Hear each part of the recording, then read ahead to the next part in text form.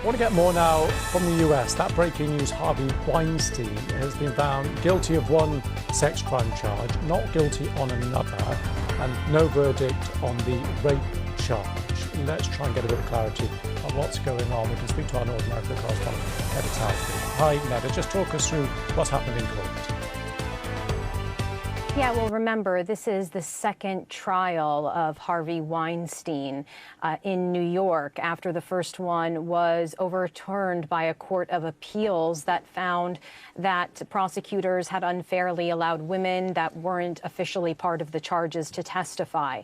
So on the second go-around, there was, of course, intense interest in how the jury would look at the evidence from two women, two of the same women who testified in the first trial, but also a new third accuser in this second case. Nevertheless, though, we have seen the jury deliberating over 5 days. And during those 5 days, there has been a lot of tension. In fact, there have been reports that the foreperson on the jury actually complained to the judge about some of the tactics being used by other jurors to try to change the minds of others, bringing in some evidence, for example, that wasn't part of the case.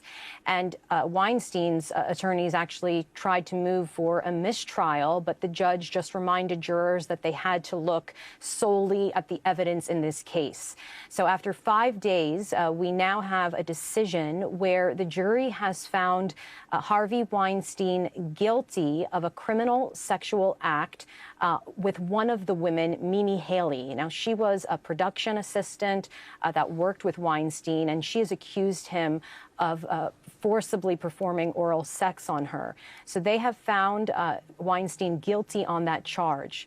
They have found Weinstein not guilty on the third new accuser, a Polish model who said that she was hoping that Weinstein would help her with her career, but then also forced oral sex on her.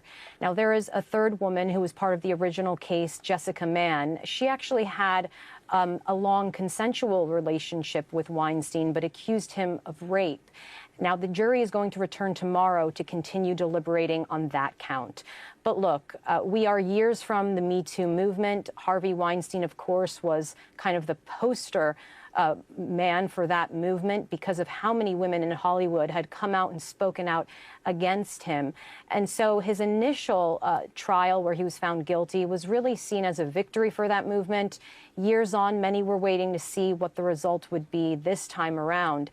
So a partial victory for one of the women who the jury heard her case and believed her, but more to come as we wait to see what the jury has to say about the rest of the case.